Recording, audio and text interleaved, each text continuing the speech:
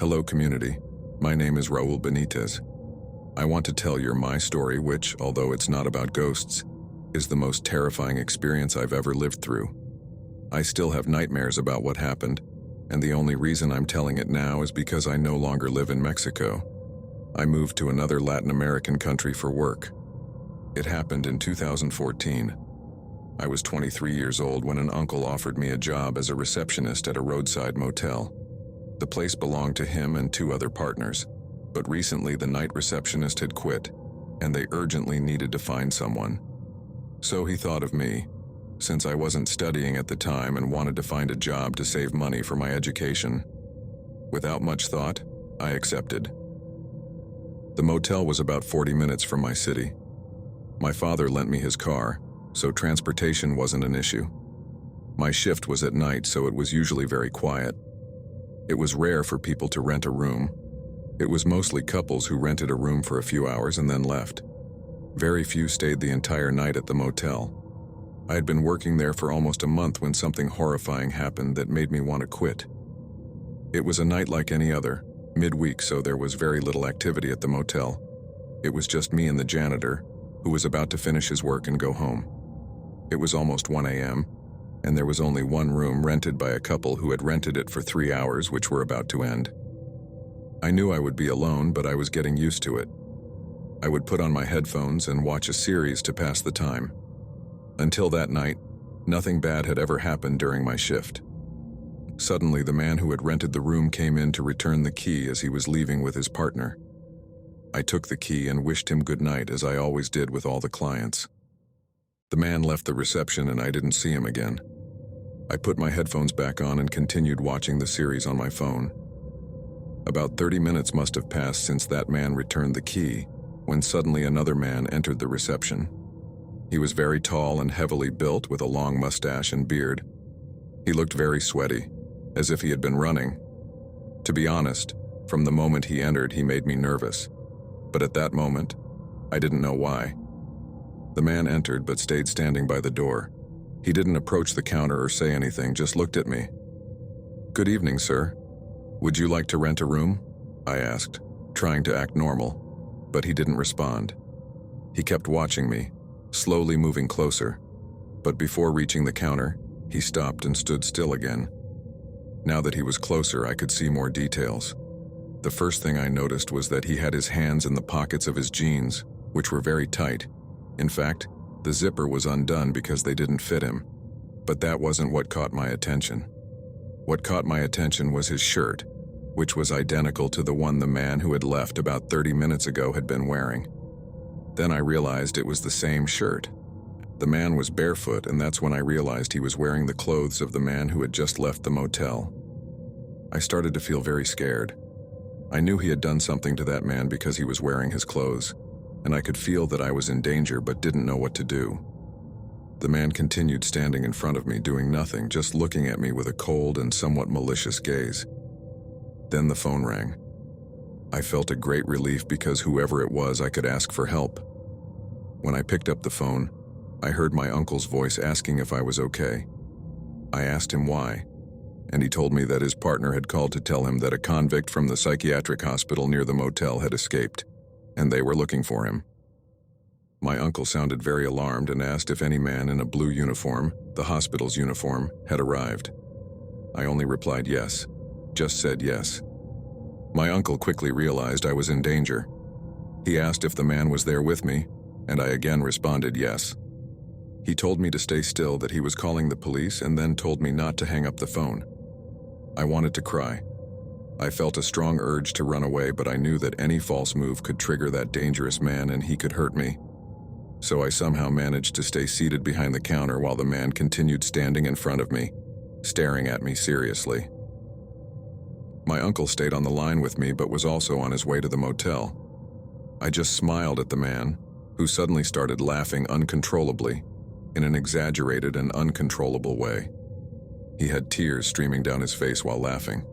It was truly terrifying, so much so that I don't know how to describe that scene and convey all the fear I felt at that moment. The man took his hands out of his pants and they were covered in dried blood. He started wiping his tears with his blood-stained hands, and then began dancing in a very eerie way. I was so terrified I couldn't speak. I couldn't respond to my uncle that I was okay because I was completely petrified. I didn't want to move, didn't want the man to suspect me and hurt me. So I just stayed there, almost not breathing.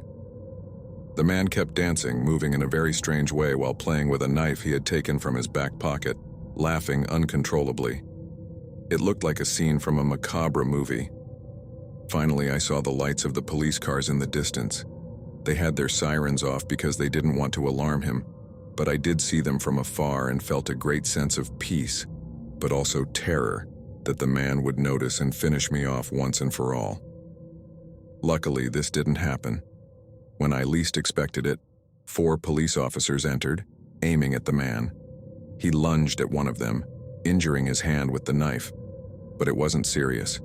The others tackled him to the ground and handcuffed him before taking him away. I finally burst into tears. I left with another officer who was escorting me, and the first thing I saw when leaving the reception was the lifeless bodies of the couple who had rented a room a few hours earlier.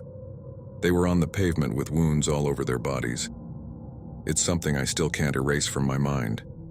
If I had known I would find such a macabre scene, I would never have left the reception until they had covered the bodies, because it's something I don't wish for anyone to see. I immediately quit. The news became public and the motel had a very bad streak until it eventually closed down.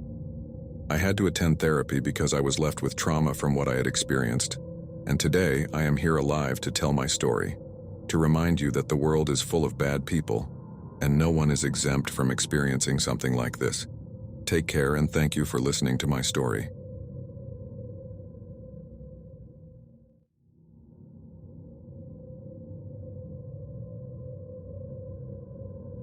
Good evening, everyone. My name is Eduardo, and I want to tell you a story from when I was an event entertainer.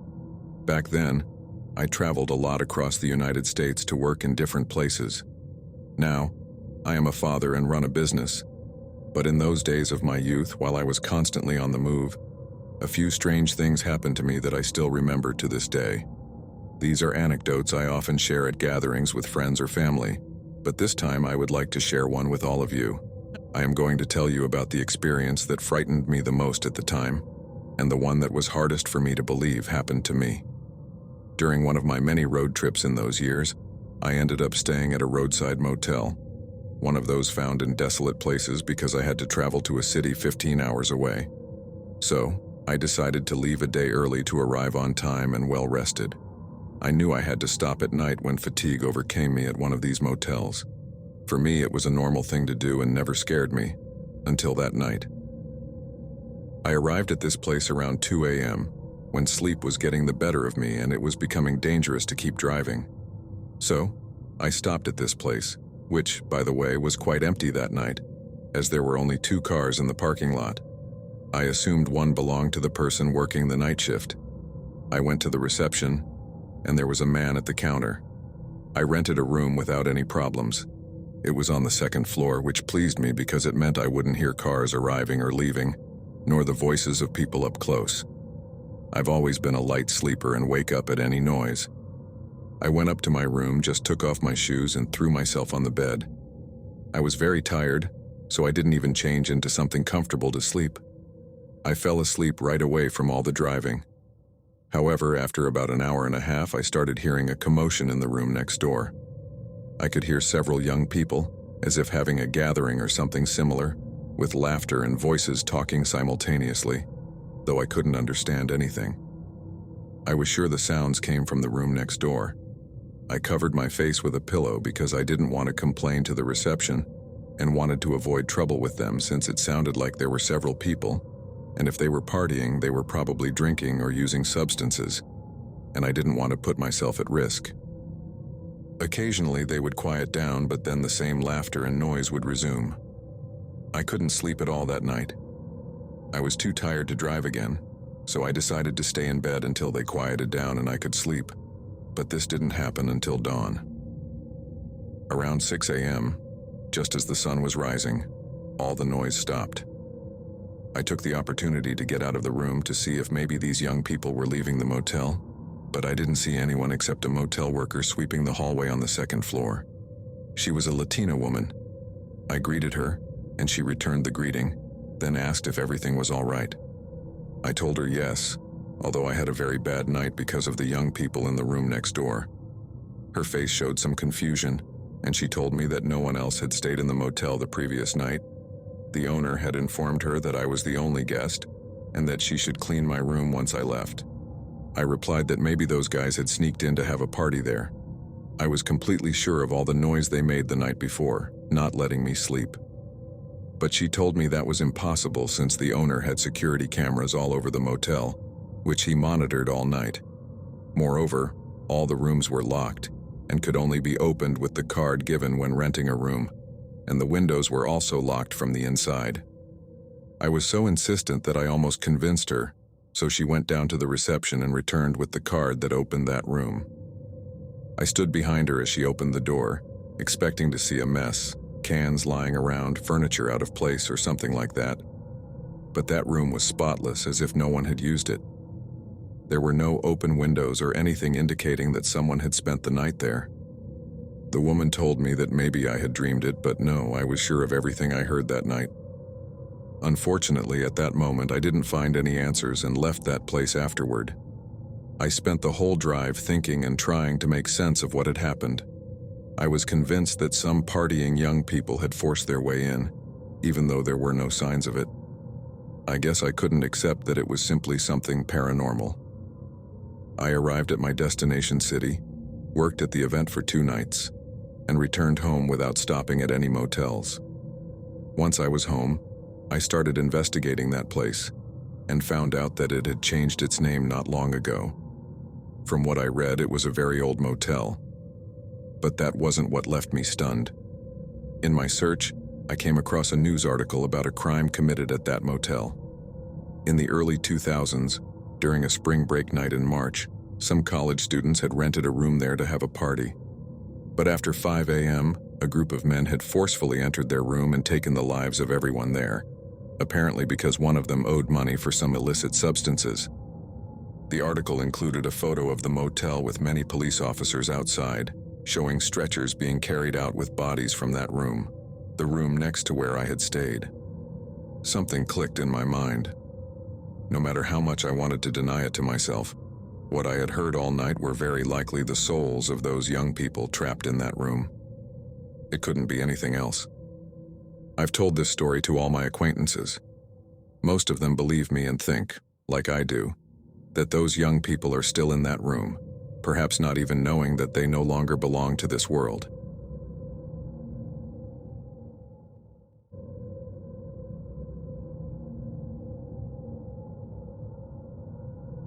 Good evening. My name is Maria Jose Galindo. I was born in Ensenada, but when I turned 18, I moved to the United States with my mother, specifically to California. Previously, I lived with my father and my 2 brothers, but when he remarried, I had some problems with his new wife, so I decided to move in with my mother. When I arrived, she told me I would need to work to help with household expenses, but she didn't need to say it. I had already planned to do so. I also wanted to save money for college. I remember looking for work in many places, but no one hired me until my mother mentioned that a friend of hers knew a man who was looking for a receptionist for his motel on the night shift. She said the place was on the outskirts of town on the highway, but the pay was very good. I accepted without asking questions. Honestly, I was desperate to get a job and have my own money, and I've always liked the night more than the day, so I had no problem working that shift. My mother would lend me her car and I'd return it to her in the morning just before she needed it for work. Everything sounded perfect, so I went to the interview and was hired immediately. The man showed me the place. It was a rundown motel, quite neglected. It looked old, out of date, with floral wallpaper on the walls and very old furniture. The first thing I thought was that I would never stay in a place like this, but it didn't bother me. The man told me that hardly any guests arrived during this time of year. It was January, and everyone had returned to their routines after the December holidays, so the place was quite calm. He said there were nights when the motel didn't receive a single guest, so it would be easy for me, or at least that's what he said. On that shift, I would be the only employee. The cleaning lady arrived in the morning, and my job was just to be at the reception and take guests to their rooms if needed. It sounded very easy. Then came my first night on the job. I arrived at 10 p.m., where the man who managed the motel during the day was waiting for me. He gave me the last instructions and left. When he left, the feeling of loneliness in that place was incredible. I could see outside through the glass door, and all I saw was the darkness of the highway. It was intimidating, imposing on anyone, no matter how brave. To distract myself, I started playing some games I had downloaded on my phone, as there was no signal or internet at the motel. If I needed to make a call, I had to use the reception phone. Suddenly, the phone started ringing. It startled me because it had been completely silent, but when I went to answer it, I saw it was a call from room number 7, which I found very strange since I thought no one was staying there that night. When I arrived, I hadn't seen any cars parked and the man hadn't told me anything. Still, I answered the phone, but no one responded. I spent a few seconds asking who it was, but there was no answer. I hung up the phone and didn't know what to do.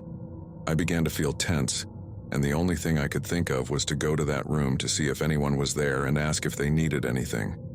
I took my cell phone and walked to room number 7. The lights were off and it was silent, yet I knocked on the door several times, but no one answered. I took the master key and opened the door. Everything was dark. I turned on the light, and the room was empty. The bed was made and everything was in order. There was no one there. I turned off the light and locked the door again. I ran back to the reception because it was very cold, and yes, I was a bit scared. I sat down behind the counter again, trying to figure out who had called from that room when suddenly the phone rang again. Yes, it was another call from room number 7. This time I picked up the phone without saying anything. My heart was pounding, and I felt chills running through my body. No one responded. I heard nothing on the other end until I finally asked, "Who is calling?" That's when I heard the sound of a woman crying, followed by her laughter. I immediately hung up the phone. My whole body was trembling. I was very scared. I knew there was no one there. That room was empty, locked, and the windows had bars. I had no idea what was happening. I thought about calling the man to tell him what was happening, but I was too embarrassed that he would think I was crazy. I didn't want to lose my job on the first night, so I didn't call him. I tried not to let my imagination run wild and continued playing games on my phone. By 3 a.m. I was getting sleepy, so I decided to go to the little room behind the reception. There was a coffee maker and a jar full of cookies. The man had told me I could take whatever I wanted and make as much coffee as I needed, so I took him up on it. While I was there making coffee, I heard someone ring the bell on the counter. I turned off the coffee maker and quickly fixed my hair to go out and attend to the guest or guests who had arrived. I came out with a smile, ready to greet them, but there was no one there. I ran out to see if I could catch someone leaving, thinking maybe someone was playing a prank, but I didn't see anyone. But as I was outside, I caught a glimpse of a light in one of the rooms turning on and off. So I went to that room, which was number 3, and saw a silhouette passing by the window. I knocked on the door several times, but no one answered, until I heard a girl's voice from inside, very kindly asking what I needed. I was surprised to find a guest there that night, so I just asked if everything was okay. She kindly responded that it was. I told her that if she needed anything, I would be at the reception, but she didn't reply. I went back to sit behind the counter, and then I received a call on the phone. It was the owner of the motel, asking if everything was okay because he had a feeling something was wrong. It seemed strange to me that he said that, but I told him everything was fine. I had just checked on our guest to see if everything was okay, and she had told me it was. But the man interrupted me saying, "What guest? Did someone arrive after I left?" I told him no, that I assumed she was already there when I arrived, as no one had checked in during my shift. He hung up saying, "I'm on my way." I was scared. I was sure there was a woman in that room I had spoken to, so I decided to call her on the phone. The phone rang for a long time until someone finally picked up. That was proof that someone was in that room. I spoke, but no one responded, so I decided to hang up. I locked the reception until the man arrived. The fear I felt was incredible, difficult to explain. The man arrived about 30 minutes later. I saw him through the glass door, but he went straight to the rooms, so I followed him, shouting for him to be careful. When he opened the door to that room, it was completely empty. Everything was just as the cleaning lady had left it.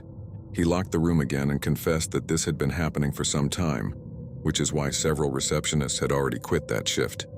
They couldn't handle what was happening there, and the man didn't know what to do anymore.